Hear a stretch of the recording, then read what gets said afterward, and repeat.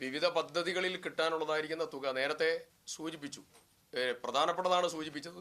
ബാക്കിയുള്ള ചെറിയ ചെറിയ കാര്യങ്ങളുണ്ട്. അതെല്ലാം പോസിറ്റീവായിരുന്നു. അതെല്ലാം അനുവദിക്കാൻ വേണ്ടി തീരുമാനമെടുത്തു. അല്ല, നെല്ല് സംഭരണവുമായിട്ട് ബന്ധപ്പെട്ടല്ല. ഞങ്ങൾ ഇപ്പം വരുന്നത് NCCF-ലെ ചർച്ച കഴിഞ്ഞാണ് വരുന്നത്.